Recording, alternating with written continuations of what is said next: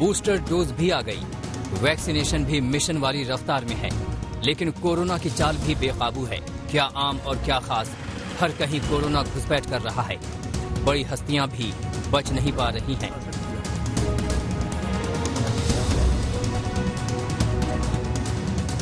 गायिका लता मंगेशकर, रक्षा मंत्री राजनाथ सिंह कोरोना की जद में आ गए।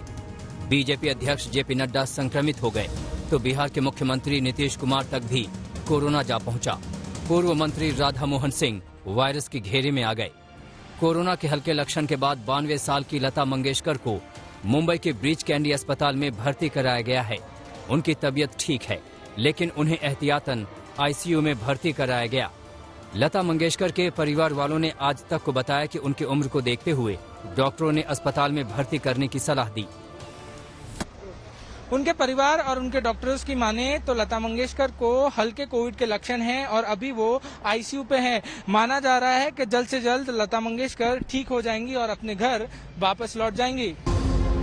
बेकाबू कोरोना तेजी से पैर पसार रहा है। संसद भवन, सुप्रीम कोर्ट, पुलिस महकमे में भी इस वायरस की पहुंच हो गई। दिल्ली और मुंबई पुलिस तक में कोरोना की घुसपैठ हो चुकी है। दिल्ली में 1000 से ज्यादा पुलिसकर्मी कोरोना संक्रमित निकले।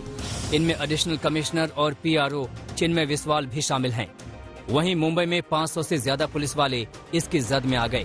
इनमें 18 आईपीएस हैं, 1 ज्वाइंट कमिश्नर, 4 एडिशनल कमिश्नर और 13 डीसीपी शामिल हैं। 24 घंटे में ही मुंबई के 120 पुलिस वाले संक्रमित हो गए। इस बार मुश्किल ये नहीं है कि ऑक्सीजन या फिर वेंटिलेटर बेड्स की कमी है, लेकिन अस्पताल में जो मरीज भर्ती हो रहे हैं उनकी दर भी अब तक काफी बढ़ गई है। लगभग कुल मरीजों में से 11% हॉस्पिटलाइजेशन हो रहा है। हालांकि सब सीरियस मरीज नहीं है, ये एक राहत की बात है। इसी वजह से दिल्ली डिजास्टर मैनेजमेंट अथॉरिटी की कल एक बैठक हुई। उसमें बहुत सारे जो एक्सपर्ट थे, विशेषज्ञ थे, उन्होंने भी अपनी राय दी। हालांकि अभी पूरी तरह से लॉकडाउन लगाने पर दिल्ली सरकार का साफ तौर पर इंकार है, लेकिन अगर हालात और खराब होते हैं तो मुमकिन है कि आने वाले समय में कुछ कड़े कदम भी उठाने पड़े।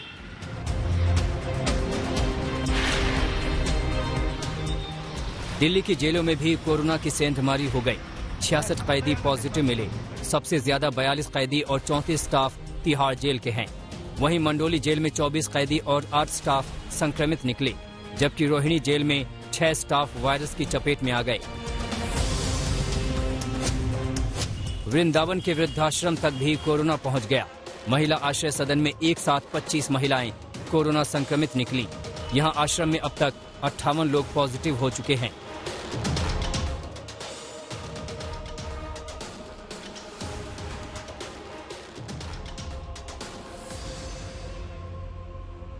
अभी 5 से 10% मामले ही अस्पताल पहुंच रहे हैं, लेकिन डर है कि ये संख्या अचानक 20 से 25% तक भी न पहुंच जाए। इस बार बच्चों को भी कोरोना अपनी चपेट में ले रहा है। बड़ों के पास वैक्सीन का कवच है, लेकिन बच्चों के पास ये भी नहीं है। तो अभी हम लोग के पास जितना पेशेंट आ रहा है, ये एज ग्रुप आप पकड़ लो, कम से कम 2 साल से शुरू होकर 15-17 साल तक आ रहा है ये पेशेंट। और यूजुअली अभी जो सिम्टम्स हो रहे हैं इतना सीवियर सिम्टम्स नहीं हो रहे। तो बिगिनिंग होता है काफ एंड कोल्ड लेके, हाई ग्रेड फीवर लेके, और किसी का थोड़ा सा जुकाम हो रहा है, शरीर जुकाम हो रहा है, लूज मोशन हो रहा है, वॉमिटिंग भी हो रही है इस बार। लेकिन ज़्यादा ब्रीदिंग प्रॉब्लम नहीं है लास्ट टाइम जैसे सेकेंड वेव में हो रहा था। तो इस बार ब्रीदिंग प्रॉब्लम जिसका हम लोग होता है लोअर रेस्पिरेटरी इन्फेक्शन, तो इस बार लोअर रेस्पिरेटरी इन्फेक्शन कम है, मोस्टली अपर रेस्पिरेटरी इन्फेक्शन ज़्यादा होगा। कोरोना के तेवर को देखते हुए इस बार मकर संक्रांति पर हरिद्वार में गंगा स्नान पर रोक लगा दी गई है। कुंभ से सबक लेते हुए उत्तराखंड सरकार नहीं चाहती कि इस बार हरिद्वार में कोरोना काल में कोई जमावड़ा हो।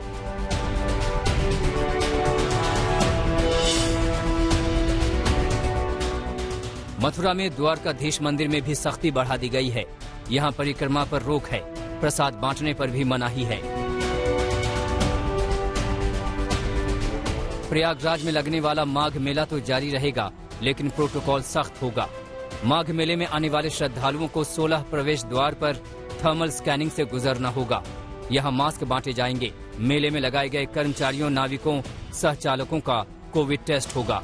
इस बार घाटों का दायरा भी बढ़ा दिया गया है। मुंबई से पारस दामा और दिल्ली से कुमार कुणाल के साथ आज तक।